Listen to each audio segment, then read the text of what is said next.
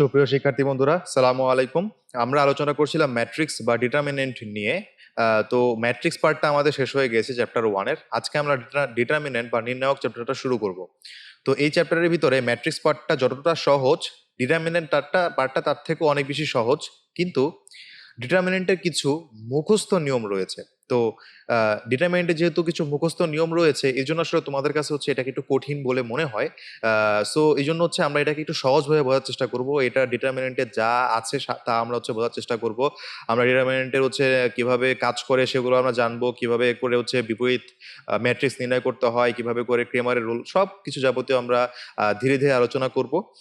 তো আশা করি এই ভিডিও দেখার পর তোমাদের আশা করি ডিটারমিনেন্ট সম্পর্কে কোনো ভয় থাকবে না আশা করি। তো আমি তোমাদের সাথে আছি মোহাম্মদ আসাদুজ্জামান শান্ত। চলো আজকে আলোচনা শুরু করা যাক।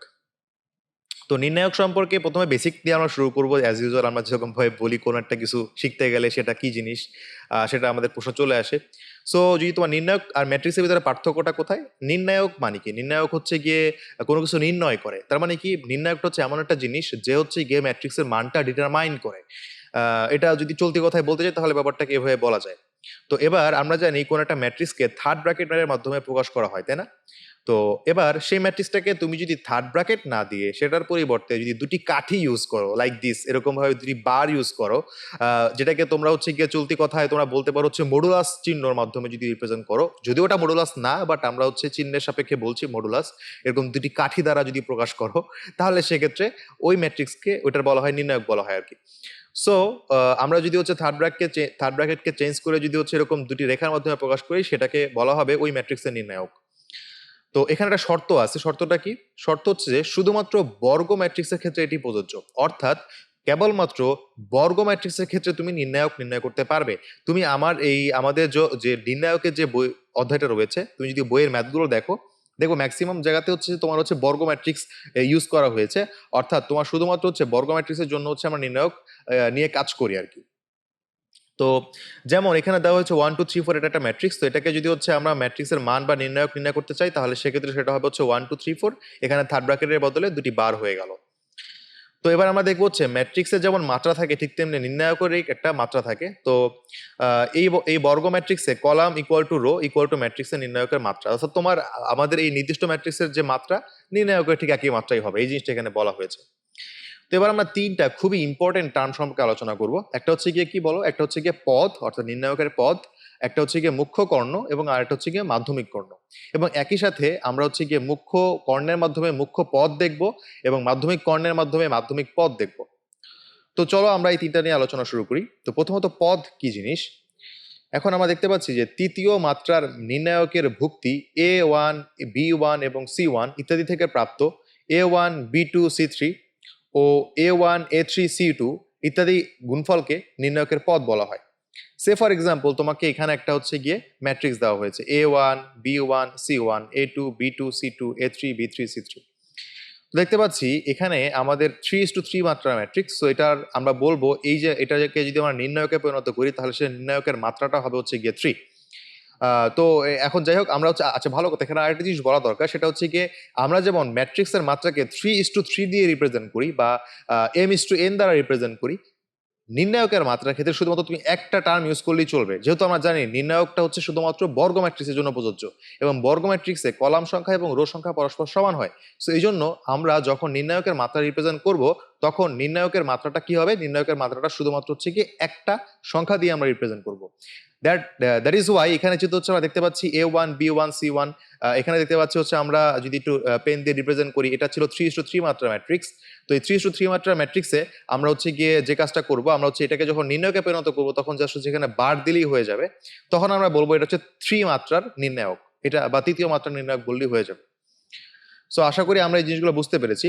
তো এবার আমাদের এখানে যে কথাটা লেখা হয়েছে যে পদ আসলে কি জিনিস, আমরা কি করলাম এখানে দেখতে পাচ্ছি যে যখন হচ্ছে গিয়ে আমরা এখানে একটা জিনিস দেখতে পাচ্ছি, সেটা হচ্ছে যে B1 A2 C3 অথবা B1 C2 A3, এগুলোকে বলা হয় হচ্ছে গিয়ে নির্ণায়কের এক একটা পদ। অর্থাৎ তুমি যদি হচ্ছে তুমি যদি A1 নিয়ে চিন্তা করো, A1টা যখন চিন্তা করবা, তখন হচ্ছে কি এই রো বাদ দিবা, এই কলাম বাদ দিবা, এই রো বাদ দিবা এবং কলাম বাদ দেওয়ার পরে তুমি যে কাজটা করবা, A B2 C3 করবা এবং পরবর্তীতে A B3 C2 করবো, অর্থাৎ এগুলো বাদ দিয়ে এটা কলাম এবং এই রো এবং এই কলাম বাদ দিয়ে এটার মাধ্যমে যে কোনাকুনি ভাবে যে গুণটা করা পসিবল, যে A1 B2 C3 এবং A1 আবার অনুরূপভাবে বিপরীতে A2 C2 B3, যেটা এখানে লেখা হয়েছে A1 C2 B3 A1 B2 C3, এগুলোর মাধ্যমে যে পদগুলো গঠিত হয় সেগুলোকে বলা হয় হচ্ছে নির্ণায়কের পদ। অনুরূপভাবে তুমি যদি হচ্ছে B1 নাও, যদি তুমি B1 নাও তাহলে সেক্ষেত্রে এই রো বাদ এবং এই কলাম বাদ, তাহলে B1 নিলে তোমাকে কি করতে হবে B1 ইন্টু A2 আর C3, আর পরবর্তীতে তোমাকে নিতে হবে B1 ইন্টু C2A3। এই জিনিসটা আসলে এখানে দেখানো হয়েছে। তো আশা করি এই ধরনের যে ক্রস মাল্টিপ্লিকেশন বা এটাকে সামহাও যেটাই আমরা বলি না কেন, এই ধরনের গুণনের সাথে তোমরা অনেকে হয়তো পরিচিত আছো, বাট এটা যে হচ্ছে নির্ণায়কের নিয়ম, এটা আসলে মনে হয় যে আজকের পর থেকে হচ্ছে তোমরা জানবা। সো এখন হচ্ছে গিয়ে এইটা এখানে বলা হয়েছে যে ভুক্তি নিব ওই ভুক্তির কলাম এবং সারিকে আমরা বাদ দিব। তো এখন আমরা হচ্ছে গিয়ে এখানে দেখতে পাচ্ছি যে এই A1 B2 C3 এটা একটা পদ ছিল, এটা একটা হচ্ছে গিয়ে কর্ণ ছিল, সরি, এই একটা যে কর্ণ ছিল A1 B2 C3, এই ভুক্তিগুলোটি কর্ণ নির্দেশ করে। তো এই কর্ণটাকে বলা হয় হচ্ছে গিয়ে মুখ্য কর্ণ, যেটা কিন্তু আমরা আমাদের ম্যাট্রিক্সের লেকচারও দেখেছিলাম। তো এই মুখ্য কর্ণের যে উপাদানগুলো রয়েছে সেগুলোর গুণনের মাধ্যমে বা গুণফলের মাধ্যমে যে পদটা সৃষ্টি হয় তাকে বলা হবে হচ্ছে গিয়ে মুখ্য পদ। সে ফর এক্সাম্পল এখানে যদি তোমরা চিন্তা করো যে এখানে তোমরা হচ্ছে গিয়ে এই A1 B2 এবং C3 এই দুটাকে যদি গুণ করতেছি, গুণ করার মাধ্যমে A1 B2 C3 হচ্ছে, এটা হচ্ছে গিয়ে একটা মুখ্য পদ নির্দেশ করবে এই ডিটারমিনেন্টের জন্য। আবার সরি, আবার আমরা যদি চিন্তা করি A3B2C1, এটাও কিন্তু আরেকটা কর্ণ, রাইট? সো এই কর্ণটাকে বলা হবে হচ্ছে গিয়ে মাধ্যমিক কর্ণ, এবং এই মাধ্যমিক কর্ণের পদগুলোর গুণফলে যে পদ সৃষ্টি হবে তাকে বলা হবে হচ্ছে গিয়ে মাধ্যমিক পদ। তো আশা করি আমরা নির্ণায়কের পদ কাকে বলে, মুখ্য কর্ণ কাকে বলে, মুখ্য পদ কাকে বলে, মাধ্যমিক কর্ণ কাকে বলে, মাধ্যমিক পদ কাকে বলে, এই 5টা টার্ম আসলে আমরা বুঝতে পারছি। তো এবার আমরা খুবই ইম্পর্টেন্ট আরো দুটা টপিক সম্পর্কে আলোচনা করব। একটা হচ্ছে গিয়ে নির্ণায়কের অনুরাশি এবং আরেকটা হচ্ছে গিয়ে নির্ণায়কের সহগুণক। তো নির্ণায়কের অনুরাশি কি জিনিস এটা সম্পর্কে আগে আমরা প্রথমত জানবো। তো নির্ণায়কের অনুরাশি সম্পর্কে জানার জন্য আমরা এটাকে হচ্ছে নিউমেরিক্যালি বোঝার চেষ্টা করব। সে ফর এক্সাম্পল এখানে ডি একটা নির্ণায়ক দেওয়া হয়েছে, এটার ভিতরে আমরা দেখতে পাচ্ছি A1 B1 A2 B2 আছে। তো এখন এটাকে হচ্ছে গিয়ে একটা 2:2 আকারের নির্ণায়ক বা 2 মাত্রার নির্ণায়ক। তো এখন আমরা যদি A1 এইটার জন্য যদি চিন্তা করি, আচ্ছা অনুরাশি কার হয়, তুমি একটা স্পেসিফিক এলিমেন্ট যদি চিন্তা করো, এই A1 এলিমেন্টের জন্য এই ম্যাট্রিক্সে একটা অনুরাশি আছে, এই B1 এলিমেন্টের জন্য এই ম্যাট্রিক্সে একটা অনুরাশি আছে, A2 এলিমেন্টের জন্য এই ম্যাট্রিক্স বা নির্ণায়ক যেটাই বলি না কেন সেই নির্ণায়ক হচ্ছে একটা অনুরাশি আমাদের আছে। অনুরূপভাবে প্রত্যেকটা এন্ট্রির জন্য আলাদা আলাদা একটা করে অনুরাশি আছে। তাহলে আমরা অনুরাশিটাকে তাহলে কিভাবে বুঝতে পারবো? এখানে এটা বলা হয়েছে, যখন আমরা A1 ভুক্তিটির কথা চিন্তা করবো, A1 স্পেসিফিকলি এই ভুক্তির কথা যদি চিন্তা করি, তাহলে এর সারি বাদ দিব, এর কলাম বাদ দিব। তো এর সারি বাদ এবং কলাম বাদ দিয়ে বাকি যে তোমার পদটা থাকবে, যদি যেহেতু এখানে দেখতে পাচ্ছি 2:2 মাত্রার ম্যাট্রিক্স, দ্যাটস ওয়াই এখানে কেবলমাত্র একটা পদ ছিল, কিন্তু তোমার কিছুক্ষণ পরেই দেখবো যদি এটা 3:3 মাত্রার ম্যাট্রিক্স হতো তাহলে আলটিমেটলি আরো অনেকগুলো পদ থাকতো। তো যাই হোক না কেন, যে ভুক্তির জন্য আমরা অনুরাশি নির্ণয় করব সেই ভুক্তির রো এবং কলামকে আমরা বাদ দিয়ে দিব। বাদ দেওয়ার পরে যেটা থাকবে সেটা হচ্ছে গিয়ে ওই স্পেসিফিক এলিমেন্টের জন্য অনুরাশি নির্দেশ করবে। সে ফর এক্সাম্পল এখানে যদি আমরা A1 ভুক্তিটি যে সারি এবং কলামে অবস্থিত তা বাদ দিয়ে আমরা দেখতে পাচ্ছি এটা এবং এটা বাদ থাকতেছে হচ্ছে B2, সো একটি মাত্র ভুক্তি B2 থাকে, তাহলে বলা হবে A1 এর অনুরাশি হচ্ছে গিয়ে B2। অনুরূপভাবে যদি আমরা চিন্তা করি B1 এর জন্য কি হবে, B1 এর জন্য অনুরাশি হবে হচ্ছে কি A2, যেটা এখানে দেওয়া হয়েছে। অনুরূপভাবে যদি হচ্ছে আমরা A2 এর জন্য চিন্তা করি, A2 এর জন্য অনুরাশি হচ্ছে এটা বাদ এবং এটা বাদ, তাহলে থাকে হচ্ছে B1, সো এর জন্য হচ্ছে A2 এর জন্য দেওয়া হয়েছে B1। অনুরূপভাবে যদি হচ্ছে আমরা B2 এর কথা চিন্তা করি, তাহলে সেক্ষেত্রে এই রো এবং এই কলাম বাদ, তাহলে থাকে হচ্ছে কি A1, সো এই জন্য হচ্ছে আমরা দেখতে পাচ্ছি এখানে A1 হলো। অর্থাৎ 2:2 আকারের নির্ণায়কের 2:2 বা 4টি ভুক্তির জন্য 4টি অনুরাশি পাওয়া যায়। অর্থাৎ আমরা এখানে দেখতে পেলাম যে প্রত্যেকটা ম্যাট্রিক্সের যে কয়টা ভুক্তি রয়েছে সে কয়টা হচ্ছে গিয়ে কি পাওয়া যাবে, সে কয়টা হচ্ছে গিয়ে অনুরাশি পাওয়া যাবে। আশা করি আমরা এটা বুঝতে পেরেছি। এখন আমরা যদি এবারে যেটা বললাম ওটা খুবই সহজ ছিল, এবার আমরা একটু কঠিনের দিকে যাচ্ছি। সে ফর এক্সাম্পল এটা 3:3 মাত্রা নির্ণায়ক। তাহলে এই নির্ণায়কের ক্ষেত্রে হচ্ছে যে আমরা যে কাজটা করব, যে A1 ভুক্তির কথা যদি আমরা চিন্তা করি, আমরা এখানে একটু ইন্ডিকেট করি, আমরা A1 ভুক্তির জন্য চিন্তা করতেছি, সো এই কলাম এবং এই রো এবং এই কলাম বাদ দিয়ে দিলাম। তাহলে যে ভুক্তি A1 যে রাশি এবং কলামে অবস্থিত, ওই রাশি এবং কলামের ভুক্তিগুলো বাদ দিয়ে বাকি ভুক্তিগুলি নিয়ে গঠিত নির্ণায়ককে A1 এর অনুরাশি বলা হয়। তো আমি A1টা হচ্ছে গিয়ে নিলাম, দ্যাটস ওয়াই এটা এবং এটা বাদ হলো। তাহলে এগুলো বাদ দিয়ে বাকি যে উপাদানগুলো আছে এগুলোকে হচ্ছে আমি একটা নির্ণায়কের মাধ্যমে রিপ্রেজেন্ট করবো। তাহলে এই যে ছোট নির্ণায়কটা আমরা পাচ্ছি এটা হবে গিয়ে A1 এর অনুরাশি। তাহলে এই জিনিসটাকে যদি আমরা লিখি, তাহলে A1 এর অনুরাশিটা হচ্ছে গিয়ে কি B2 C2 B3 C3। আশা করি আমরা এটা বুঝতে পেরেছি। অনুরূপভাবে তোমাকে যদি বলা হয় যে C1 B2 এবং A3 এর অনুরাশি তুমি নির্ণয় করো, তাহলে তুমি কি বলবা? তাহলে আমি জিনিসগুলো একটু মুছে দিচ্ছি। আমরা এখানে এটাকে একদম লাইভ নির্ণয় করব। C1 যদি চিন্তা করি, C1, তাহলে এটা বাদ এবং এটা বাদ, তাহলে থাকে কি A2 B2 A3 B3। তাহলে আলটিমেটলি এটাকে একটা ডিটারমিনেন্ট সাইন দিলেই হয়ে যাবে। সো আমরা হচ্ছে গিয়ে যদি হচ্ছে C1 এর যদি হচ্ছে অনুরাশি নির্ণয় করি, তাহলে হচ্ছে A2 B2 A3 B3। ওকে, আমরা এটা মুছে দিচ্ছি। এখন আমরা হচ্ছে B2 এর জন্য নির্ণয় করব। দেখতে পাচ্ছি B2 যে রাশি যে সারিতে ছিল সে সারি বাদ, যে কলামে ছিল সে কলাম বাদ। তাহলে এই যে A1 C1 A3 C3 এগুলো মিলে একটা নির্ণয় গঠিত হয়, এই জন্য হচ্ছে এটা নির্ণয় হিসেবে দেওয়া হলো। এটাও আমরা করে ফেললাম। এখন আমরা A3 এর জন্য চিন্তা করবো। A3 হচ্ছে এটা। সো এই কলাম এবং এই রাশি বাদ থাকে হচ্ছে গিয়ে B1 C1 আর B2 C2। তাহলে এখানে দেখতে পাচ্ছি B1 C1 B2 C2 আমরা পাচ্ছি। তো আশা করি আমরা আমাদের অনুরাশি নিয়ে কখনো কোনো ধরনের কোনো সমস্যা আশা করি আমরা ফেস করবো না। আচ্ছা, তোমাদের একটা প্রশ্ন থাকতে পারে এখানে, যদি কোনো কারণে এখানে 3:3 মাত্রা ম্যাট্রিক্স না থেকে যদি 4:4 মাত্রা ম্যাট্রিক্স থাকতো, সে ফর এক্সাম্পল 1 2 3 4 5 6 7 8 9 10 11 12 13 14 15 16, তাহলে দেখো এটা কিন্তু হচ্ছে 4:4 মাত্রার একটা নির্ণায়ক। এখন আমরা যদি সে ফর এক্সাম্পল আমরা যদি হচ্ছে 6 এর জন্য আমরা অনুরাশি নির্ণয় করব, তখন তোমরা কি করবা?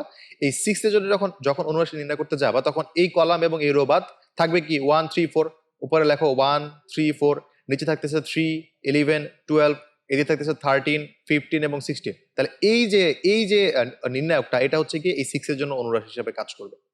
আশা করি আমি তোমাদেরকে এটা বুঝতে সক্ষম হয়েছি। তো এবার আমরা এই জিনিসগুলো একটু গুছিয়ে লেখার চেষ্টা করবো, এই জিনিসগুলো একটু গুছিয়ে লিখবো। তো এখানে দেখা যাচ্ছে যে 3:3 আকারের নির্ণায়ক থেকে 90 ভুক্তির জন্য 90 অনুরাশি পাওয়া যায়।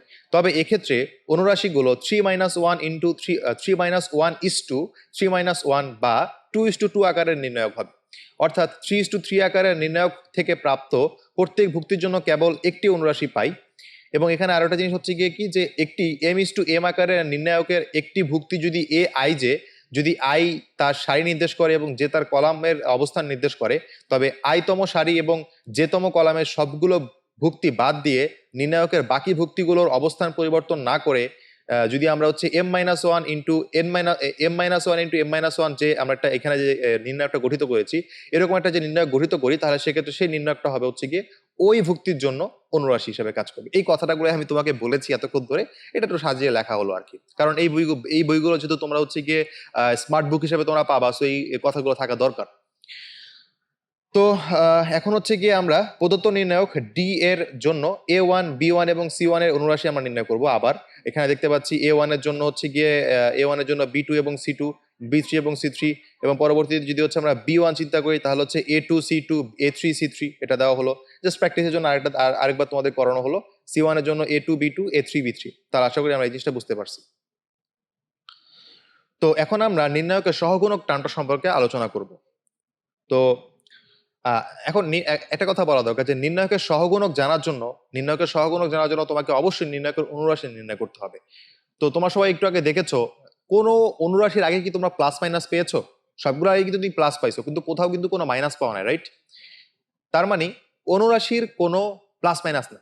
বাট তুমি যদি সহগুণক নির্ণয় করো, তাহলে সহগুণক হচ্ছে প্লাস মাইনাস যুক্ত অনুরাশি।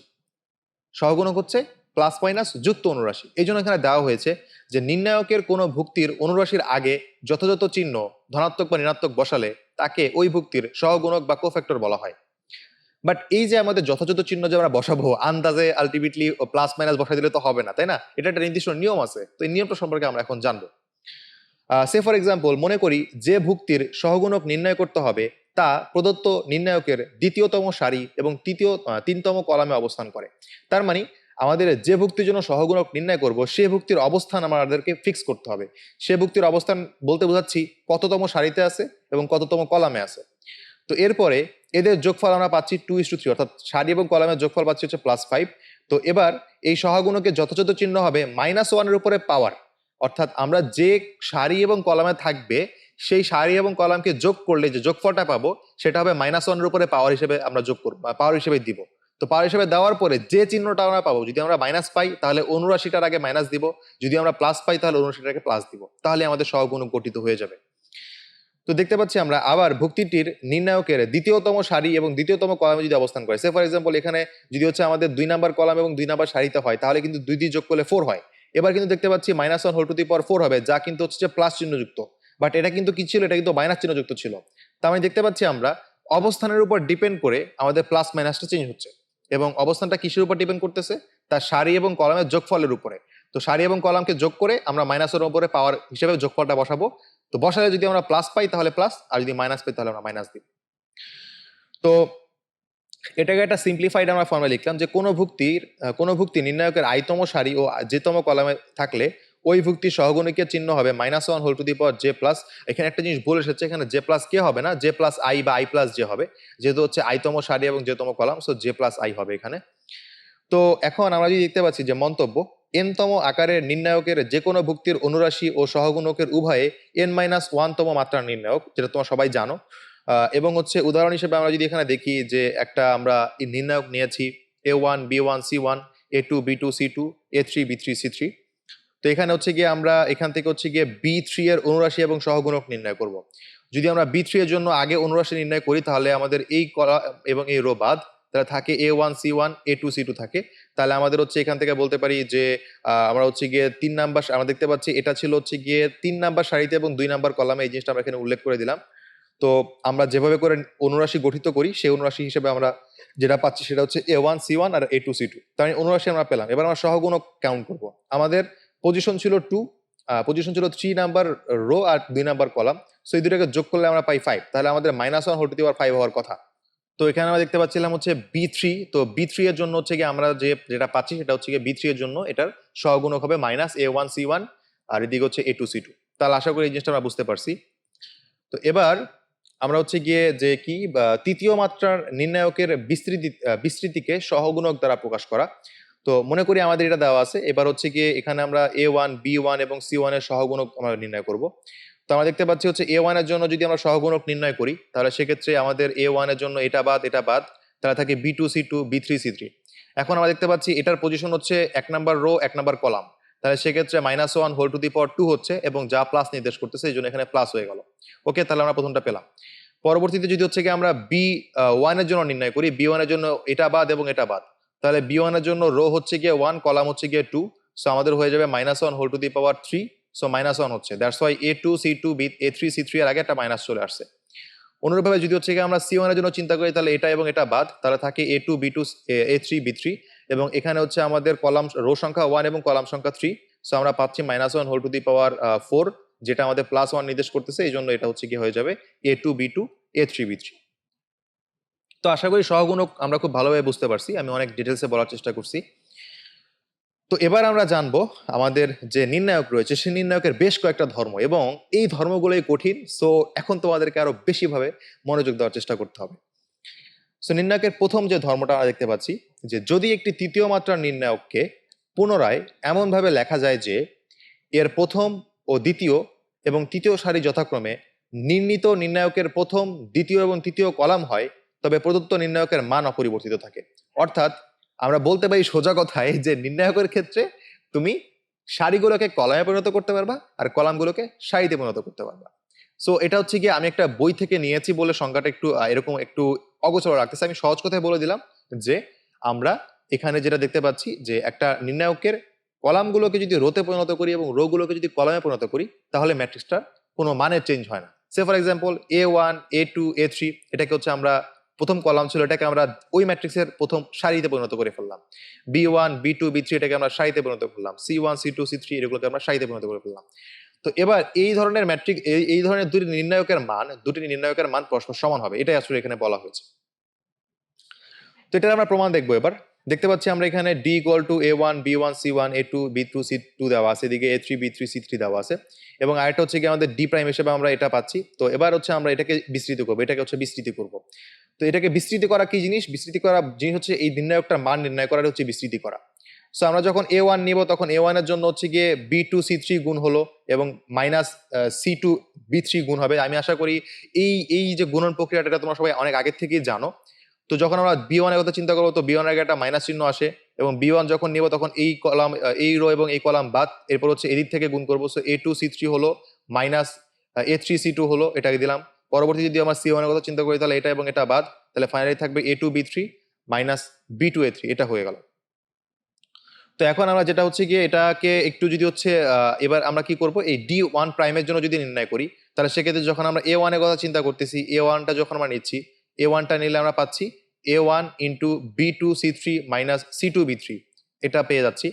অনুরূপভাবে যদি হচ্ছে গিয়ে আমরা এবার হচ্ছে গিয়ে এদিকে চিন্তা করি, অর্থাৎ নিচ বরাবর চিন্তা করি, তাহলে সেক্ষেত্রে মাইনাস B1 নিলে হচ্ছে গিয়ে মাইনাস B1 নিলে এটা এবং এটা বাদ, তখন হচ্ছে গিয়ে হবে A2, তখন হবে গিয়ে হচ্ছে A2C3, অর্থাৎ আমরা যদি হচ্ছে B1 এর কথা চিন্তা করি তাহলে সেক্ষেত্রে আমরা পাচ্ছি A2C3 এবং হচ্ছে গিয়ে C2A3 পাচ্ছি, যেটা হচ্ছে এখানে দেখানো হয়েছে।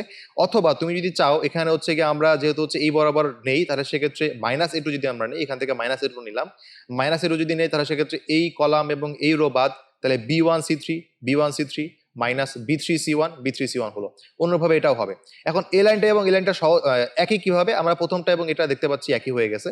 এখন আমরা যদি হচ্ছে গিয়ে এই লাইন থেকে এই লাইনে আসতে চাই তাহলে সেক্ষেত্রে জাস্ট আমাদেরকে হচ্ছে একটু অ্যারেঞ্জ করতে হবে, মাইনাস প্লাস কমন নিতে হবে এই দুইটা থেকে একসাথে, তাহলে সেক্ষেত্রে দেখবো হচ্ছে আমরা এরকম একটা অর্থাৎ এই দুইটা লাইন পরস্পর সমান হয়ে যায়, এই জিনিসটা আমরা দেখতে পারবো। অথবা তুমি চাইলে নিউমেরিক্যালি প্রমাণ করতে পারো, এখানে A1 B1 C1 A2 B3 C2 A3 B3 C3 এগুলো সবগুলোর মান বসিয়ে তারপরে দেখবা তোমার এই জিনিসটা চলে আসে। তো আশা করি আমরা এই প্রমাণটা বুঝতে পারছি। তো এখন এটা আলটিমেটলি কি একটা মন্তব্য এখানে দেওয়া হচ্ছে যে এটি প্রদত্ত নির্ণায়কের কলামকে নির্ণীত নির্ণায়কের সারিতে পরিণত করলেও উপপাদ্যটি সত্য হবে। যদি হচ্ছে উল্টাটা করি, অর্থাৎ আমরা হচ্ছে এখানে দেখেছিলাম যে হচ্ছে সারিটাকে কলামে পরিণত করেছিলাম, যদি তুমি কলামটাকে সারিতে পরিণত করো বা এই ম্যাট্রিক্স থেকে এই ম্যাট্রিক্সে আসো, সরি এই নির্ণায়ক থেকে যদি এই নির্ণায়কে আসো তাহলেও হবে, এই কথাটা এখানে বলা হয়েছে। এবার আমরা সেকেন্ড যে ধর্মটা সেটা সম্পর্কে জানবো। একটি নির্ণায়কের পাশাপাশি দুটি সারি বা দুটি কলাম পরস্পর স্থান বিনিময় করলে যে নতুন নির্ণায়ক পাওয়া যায় তার মান প্রদত্ত নির্ণায়কের সংখ্যাসূচক মানের সমান কিন্তু বিপরীত চিহ্নযুক্ত হবে। অর্থাৎ একটি নির্ণায়কের মান ডি হলে নতুন নির্ণায়কের মান -D হবে। সে ফর এক্সাম্পল এটাকে হচ্ছে আমরা প্রমাণ করবো এবং হচ্ছে আগে দেখে নেব এটা কি বলতেছে।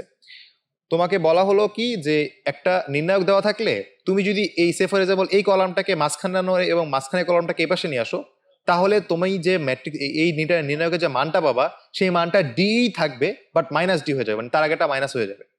অথবা তুমি চাইলে যদি এই A1 B1 C1 কলামটাকে ফার্স্ট সারিটাকে যদি তুমি সেকেন্ড সারির কাছে আনো এবং সেকেন্ড সারিটাকে যদি প্রথম সারির কাছে নাও, তাহলে সেক্ষেত্রে যে নির্ণায়কটা পাবা সেটার মান একই থাকবে, বাট তার আগে একটা মাইনাস চলে আসবে। That's it. সো এবং এটা যদি আমরা নতুন নির্ণায়কটা দেখি, নতুন নির্ণায়কে আমরা কি করেছি, আমরা হচ্ছে কি এখানে এই সেকেন্ড কলামকে ফার্স্ট কলামের জায়গায় আনছি এবং ফার্স্ট কলামকে সেকেন্ড কলামের জায়গায় আনছি, দেখতে পাচ্ছ তোমরা এই চেঞ্জটা এখানে করা হয়েছে। তো এখন আমরা হচ্ছে গিয়ে এখন এটাকে যদি বিস্তৃত করি তাহলে সেক্ষেত্রে আমরা এটা পাই, এবং পরবর্তীতে যদি হচ্ছে গিয়ে এখান থেকে মাইনাস কমন নিয়ে যদি বিস্তৃত করি তাহলে সেক্ষেত্রে হচ্ছে আমরা এটা পেয়ে যাই, এই এই এই এই জিনিসটা পেয়ে যাই। সো আশা করি হচ্ছে আমরা এটা বুঝতে পারছি এবং এটা হচ্ছে গিয়ে আমাদের এই নির্ণায়কের জন্য বিস্তৃতি করলে পাওয়া যাবে। সো এটা মান হচ্ছে গিয়ে -D' হবে। তো আশা করি আমরা এই জিনিসটা বুঝতে পারছি। তো এবার হচ্ছে গিয়ে মন্তব্য কি, মন্তব্য হচ্ছে কি এ ধর্মের পর্যায়ক্রমিক প্রয়োগের দ্বারা একটি কলাম বা একটি সারিকে এক স্থান থেকে অন্য স্থানে নেওয়া যায় এবং একবারে এ প্রক্রিয়া কেবল দুটি সারি বা কলামে প্রয়োগ করতে হবে। অর্থাৎ তুমি যদি হচ্ছে এইখান থেকে এই লাইনে গিয়ে দেখতে পাচ্ছ যে একটা কলাম এবং একটা কলাম আরেকটা কলামের জায়গায় চলে আসছে, তুমি কিন্তু একই সাথে হচ্ছে একটা সারি আরেকটা সারির জায়গায় করে ফেলতে পারবা না। তুমি প্রথমত হচ্ছে কি এই কলামকে এই কলামের জায়গায় নিলা, তো পরবর্তীতে যদি আমরা আরেকটু এটাকে সামনের দিকে আগাই, আমরা মনে করলাম এই কলামকে এক্সচেঞ্জ করবো এবার, তাহলে সেক্ষেত্রে এবার এই কলামকে এক্সচেঞ্জ করবো, B1 B2 B3 ঠিক থাকলো, C1 C2 এবং C3 মাঝখানে চলে আসলো, আর A1 A2 আর A3 সর্বশেষে চলে গেল। এখন দেখো এখন কিন্তু এইটার মান কিন্তু হয়ে গেছিল হচ্ছে -D। এখন এই -D এর আগে একটা মাইনাস চলে আসবে যেহেতু আমরা আবার এই কাজটা করেছি, সো ফাইনালি কিন্তু D হয়ে যাবে। অর্থাৎ এই ম্যাট্রিক্সটা এবং এই নির্ণায়কটা এবং এই নির্ণায়কের মানটা কিন্তু আবার সেম। তার মানে তুমি যতবার করে তুমি হচ্ছে গিয়ে কলামকে শিফট করবা, একটা কলামকে আরেকটা জায়গায় নিবা বা আরেকটা সারিকে আরেকটা জায়গায় নিবা, তাহলে সেক্ষেত্রে হচ্ছে যে আমাদের হচ্ছে প্রত্যেকবার একটা করে মাইনাস গুণ হতে থাকবে। এই জিনিসটাই আসলে এখানে মন্তব্য দ্বারা বোঝানো হয়েছে। এই জিনিসগুলো আরো ক্লিয়ার হবে যখন আমরা ম্যাথমেটিক্যাল এক্সাম্পলে সরাসরি চলে যাব। তো এবার আমরা আমাদের 3 নাম্বার যে ইয়াটা সেটা সম্পর্কে জানবো। প্রথমে দেওয়া হচ্ছে যে কোনো নির্ণায়কের দুটি সারি বা কলাম যদি পরস্পর একই বা সদৃশ হয় তাহলে ওই নির্ণায়কের মান শূন্য হবে। সে ফর এক্সাম্পল আমরা দেখতে পাচ্ছি A1 A2 A3, এখানেও A1 A2 A3 C1 C2 C3, এখানে দেখতে পাচ্ছি প্রথম যে দুইটা কলাম, এই দুটি কলাম পরস্পর একই কলাম। যদি দুটি কলামের মান পরস্পর সমান হয় তাহলে ওই নির্ণায়কের মান নির্ঘাত তুমি ধরে নিতে পারো 0, এটা তুমি নির্ঘাত বলে দিতে পারবা। এটা কিভাবে আসে? জাস্ট হচ্ছে এটাকে আমরা প্রথমত হচ্ছে যে প্রথম কলাম এবং দ্বিতীয় কলামকে যদি স্থান বিনিময় করি, তাহলে সেক্ষেত্রে আমরা দেখতে পাচ্ছি একই জিনিস থাকতেছে। যদি একই জিনিস থাকে তাহলে সেক্ষেত্রে এইটা থেকে এটাকে বিয়োগ করলে অবশ্যই 0 হয়ে যাবে। এই জিনিসটা আসলে এখানে বোঝানো হয়েছে। তো এবার হচ্ছে গিয়ে আমরা যে কাজটা করব, আমরা পরবর্তীতে 4 নম্বর সূত্র সম্পর্কে জানবো যে কোন নির্ণায়কের যে কোনো একটি সারি বা কলামের প্রত্যেকটি ভুক্তিকে একই সংখ্যা দ্বারা গুণ করলে ওই নির্ণায়কের মানকেও একই সংখ্যা দ্বারা গুণ করতে হবে। অর্থাৎ তুমি যদি হচ্ছে এই নির্দিষ্ট নির্ণায়কের প্রথম সারির প্রত্যেকটা এলিমেন্টকে যদি তুমি m দিয়ে গুণ করো, তাহলে এই নির্ণায়কটাকে হচ্ছে তুমি m দিয়ে গুণ করলে যেটা হতো সেটা সমান হবে।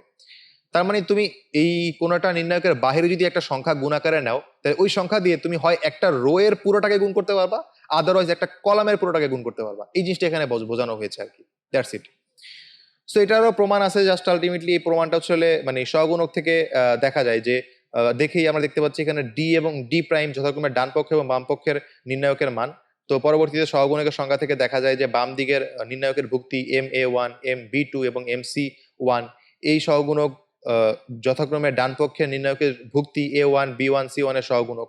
এখন হচ্ছে গিয়ে আমরা এটাকে একটু সামনের দিকে বর্ধিত করব, অর্থাৎ আমরা হচ্ছে গিয়ে এই ডি প্রাইম, যেটাকে বলা হচ্ছে গিয়ে আমাদের বাম পক্ষের নির্ণায়কের মান, সো এটা হচ্ছে গিয়ে D1 ইকুয়াল টু MA1 হলো প্লাস MB1 B2 হলো প্লাস MC1 হলো। তো এই জিনিসটা হচ্ছে গিয়ে তোমরা একটু হচ্ছে গিয়ে এখানে মানে এই প্রমাণটা হচ্ছে গিয়ে একটু বইয়ের ভাষায় দেওয়া হয়েছে। এটা আর কিছুই না, জাস্ট হচ্ছে গিয়ে আমরা সহগুণকের মানগুলো বের করে দেখবো এটা যে সহগুণক আসে, এটা যে সহগুণকগুলো আসে একই হয়। তার মানে কোন একটা ম্যাট্রিক্স যদি একই ধরনের সহগুণক গঠন করে, তাহলে অবশ্যই নির্ঘাত বলে দিতে পারবো ম্যাট্রিক্স যদি একই রকম ম্যাট্রিক্স। সো এটাই হচ্ছে গিয়ে আমাদের এখানের প্রমাণের মুখ্য উদ্দেশ্য আর কি। সো এবার হচ্ছে গিয়ে আমরা 5 নম্বর সূত্র সম্পর্কে আলোচনা করব। 5 নম্বর যে ধর্মাবলী সেটা হচ্ছে গিয়ে কোন নির্ণায়কের যে কোনো দুটি সারি বা কলামের অনুরূপ ভুক্তিগুলি পরস্পরের সমানুপাতিক হলে ওই নির্ণায়কের মান শূন্য হবে। এটা হচ্ছে গিয়ে আমাদের 3 নাম্বার যে আমরা যেটা দেখেছিলাম যে দুটি কলাম এবং সারি পরস্পর সমান হলে তাদের নির্ণায়কের মান 0 হয়, এটা অনুরূপ কিছুটা। যেমন তোমাকে বলা হলো যে MA2, MB2, MC2, A2, B2, C2, আর এদিকে হচ্ছে গিয়ে A3, B3, C3 equal to 0 হলো। এখন আমরা কিন্তু চাইলে এই প্রথম যে কলামটা রয়েছে, প্রথম যে সারিটা রয়েছে সেখান থেকে কিন্তু আমরা এমটাকে কমন নিতে পারি, রাইট? কিন্তু আমরা যদি এমটাকে কমন নেই তাহলে কিন্তু A2, B2, C2 আবার A2, B2, C3 এভাবে কিন্তু থেকে যাচ্ছে। তার মানে দুটি সারি পরস্পর সমান হয়ে যাচ্ছে। তাহলে সেক্ষেত্রে কিন্তু আমরা আমাদের 3 নাম্বার প্রপার্টি অনুসারে এটাকে 0 বলতে পারি। তো এখন আমরা এই জিনিসটাকে হচ্ছে গিয়ে একটু প্রমাণের দিকে যাব। তো প্রমাণের জন্য এটাকে আমরা ধরে নিলাম হচ্ছে গিয়ে ডি। তো এবার পরবর্তীতে হচ্ছে গিয়ে এখান থেকে আমরা এম কমন নিলাম। আমরা দেখতে পাচ্ছি A2, B2, C2, সো এই দুইটা হচ্ছে গিয়ে সারি পরস্পর সমান হলো। সো এটা আলটিমেটলি কিন্তু 0 হয়ে যাবে, যেহেতু আমাদের প্রপার্টি 3 অনুসারে আমরা এটা জানি। সো ফাইনালি এই নির্ণায়কের মান ফাইনালি 0 হয়ে গেল আর কি। সো আমরা হচ্ছে পরে যে সেটা আমরা একটু তাড়াতাড়ি করে হচ্ছে গিয়ে তুলে নিচ্ছি, যেহেতু আমাদের আগে একটা লাইন চলে এসেছে, আমরা তুলে নিলাম প্রথমত। এখন আমরা একটু পড়ি। 6 নম্বরে বলা হয়েছে কোন নির্ণায়কের একটি সারি বা কলামের ভুক্তিগুলির প্রত্যেকটি দুইটি ভুক্তির সমষ্টি রূপে গঠিত হলে ওই নির্ণায়কে দুটি নির্ণায়কের সমষ্টি রূপে প্রকাশ করা যায়। অর্থাৎ তুমি যদি দেখো তোমার নির্ণায়কের ভিতরে সবগুলো কলামের ভিতরে যে কোনো একটা কলাম বাদে বাকি কলামগুলোতে সিঙ্গেল পদ দেখতে পাচ্ছ, আর একটা স্পেসিফিক কলামে প্রত্যেকটা রাশি বা প্রত্যেকটা ভুক্তি দুটি সংখ্যার যোগফল আকারে আছে, তাহলে সেক্ষেত্রে তুমি যে কাজটা করতে পারো, এই সাইডকে একটা নির্ণায়ক আকারে লিখতে পারো এবং এই সাইডকে নিয়ে আরেকটা নির্ণায়ক আকারে তুমি লিখতে পারো। এই প্রপার্টিটা আমরা করতে পারি। তো এই জিনিসটাকে আমরা কিভাবে বের করবো? এই জিনিসটাকে বের করার জন্য এখানে একটা প্রমাণ দেওয়া হয়েছে। এই প্রমাণগুলো আসলে লাগে না, তারপরে জাস্ট হচ্ছে যে বোঝার জন্য একটু দেওয়া, যে আমি অ্যাজ ইউজুয়াল বলেছিলাম যে এইখানে হচ্ছে গিয়ে সহগুণক গঠন করবা, সহগুণক গুলো দিয়ে হচ্ছে আমরা এটাকে বোঝার চেষ্টা করবো। তো তুমি দেখবা হচ্ছে যে এই দুটি সহগুণককে যদি তুমি হচ্ছে যোগ করো, তাহলে সেক্ষেত্রে এটার সহগুণকের মানের সমান পাবা আর কি। সো এখানে প্রত্যেকটি নির্ণায়কের প্রথম কলামের ভুক্তিগুলোর সহগুণকগুলো একই হবে। এখন প্রথম কলামের সহগুণকগুলো যথাক্রমে A1, A2 এবং A3 দ্বারা সূচিত করলে আমরা হচ্ছে এই জিনিসটা পাই এখান থেকে। তো পরবর্তীতে হচ্ছে গিয়ে আমরা এখানে বলতে পারি যে D1 equal to A1 small হ্যান্ডের A1 দিয়ে আমরা যেটা বোঝাচ্ছি সেটা হচ্ছে এই A1টা হচ্ছে গিয়ে কি, এই A1টা হচ্ছে গিয়ে আমাদের একটা ভুক্তি নির্দেশ করছে। আর আমাদের হচ্ছে এই বড় হাতে যে A1, এগুলো হচ্ছে গিয়ে কি নির্দেশ করছে? এগুলো হচ্ছে গিয়ে কলামের সহগুণক নির্দেশ করছে। আসলে প্রকৃতপক্ষে তোমাদের কাছে এখানে এটা একটু হচ্ছে জটিল লাগতে পারে এজন্য, কারণ এই ওয়ানটা এটা কিন্তু একটা নির্ণায়ক। কারণ এটা কি, এটা হচ্ছে একটা সহগুণক, যেহেতু আমরা জানি প্রত্যেকটা সহগুণকই কি, প্রত্যেকটা সহগুণিক একটা ছোটখাটো নির্ণায়ক আর কি। সো তুমি যখন এই জিনিসগুলোকে হচ্ছে সংখ্যা দ্বারা রিপ্রেজেন্ট করবা তখন আসলে তোমাকে এই জিনিসগুলো বুঝতে খুবই ইজি হয়ে যাবে আর কি। তো এবং একই সাথে হচ্ছে এই প্রমাণগুলো দরকারও নাই। সো আমাদের হচ্ছে গিয়ে এই ছয়টা যে আমরা হচ্ছে গিয়ে এই ছয়টা যে হচ্ছে গিয়ে আমরা এখন ধর্মাবলীগুলো দেখলাম, আশা করি এই ছয়টা তোমরা বুঝতে পারছো, এবং এগুলো কিন্তু একটার সাথে আরেকটা লিঙ্ক আছে, এবং যেগুলো হচ্ছে আমরা কিন্তু হচ্ছে আমাদের প্রমাণে যে মেইন ম্যাথের প্রমাণ সেখানে কিন্তু আমরা এগুলো দেখতে পারবো। সো এবার আমাদের পরের যে ধর্মটা সেটা হচ্ছে গিয়ে কোনো নির্ণায়কের একটি সারি বা কলামের ভুক্তিগুলি একই সংখ্যা দ্বারা গুণ করে ওই নির্ণায়কের অপর একটি সারি বা কলামের অনুরূপ ভুক্তিগুলির সাথে যোগ বা বিয়োগ করলে প্রদত্ত নির্ণায়কের মানে কোনো পরিবর্তন হয় না। অর্থাৎ এটা কি বোঝাচ্ছে? এটা বোঝাচ্ছে তুমি যদি B1 B2 B3 এর প্রত্যেকটা এলিমেন্টকে যদি হচ্ছে তুমি এম দিয়ে গুণ করো, তো এম দিয়ে গুণ করলে তুমি প্রথম প্রথম যে কলাম রয়েছে সেই কলামের প্রত্যেকটা উপাদানের সাথে যোগ বিয়োগ করে লিখতে পারবে, এটা এখানে বোঝাচ্ছে। অর্থাৎ তুমি B1 B2 B3 এই প্রত্যেকটার সাথে এম গুণ দিবা, এম গুণ দেওয়ার পরে অনুরূপ এই ফার্স্ট কলামের প্রত্যেকটার সাথে যোগ বিয়োগ দিয়ে লিখতে পারবা। এখন কেন লিখতে পারবা? লিখতে পারবা কারণ এটা প্রমাণ করা যায়, দ্যাটস ওয়াই এটা তুমি লিখতে পারবা। এখন তুমি এটা হয়তো প্রমাণ তুমি আমাকে জানতে যেতে পারো, আমি হয়তো তোমাকে হচ্ছে থিওরিটিক্যালি প্রমাণ দিব, বাট থিওরিটিক্যালি প্রমাণ হয়তো তুমি এই মুহূর্তে অতটা হলো ক্যাপচার করতে পারবা না। বাট তুমি জাস্ট কি করবা, তুমি জাস্ট হচ্ছে এখানে একটা কাজ করবা, আমি তোমাদের একটা টাস্ক দিচ্ছি এখানে। ধরো এখানে হচ্ছে গিয়ে এরকম হলো, ধরো হচ্ছে গিয়ে সরি এখানে ধরো হচ্ছে এরকম হলো 1 2 3 4 5, সরি আমি বারবার হচ্ছে একটু ভুল করে ফেলছি এখানে। ওকে, সো এখানে মনে করো তোমার থাকলো 1 2 3 4 5 6 7 8 9 এরকম হলো। তো এখন তুমি মনে করো প্রথম যে কলামটা দ্বিতীয় যে কলামটা রয়েছে এই কলামের সাথে মনে করো তুমি 2 গুণ করবা। তো তুমি 2 গুণ করে এটার সাথে যোগ করবা, তাহলে হচ্ছে 1 ইন্টু 2 ইন্টু 2 কত হয়? 4 হয়।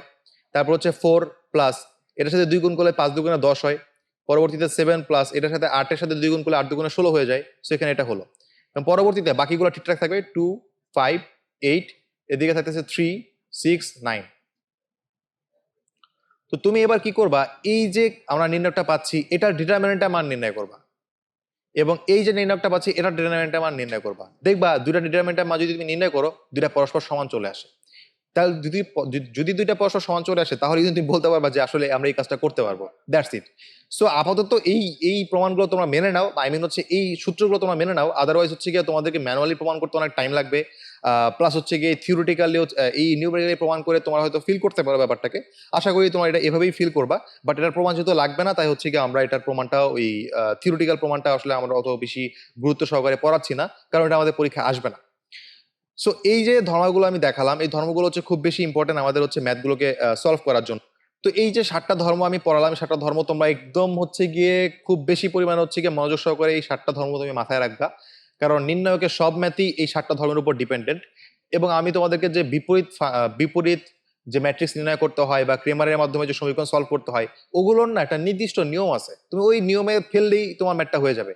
কিন্তু এই যে নির্ণায়কের যে ম্যাথগুলো রয়েছে এগুলো তোমরা অনেক বেশি প্যারা খাবা এই জন্য যে এই 7টা রুলস অ্যাপ্লাই করতে হয়, 7টা রুলস অ্যাপ্লাই করে তোমাকে হচ্ছে প্রমাণের দিকে যেতে হয়।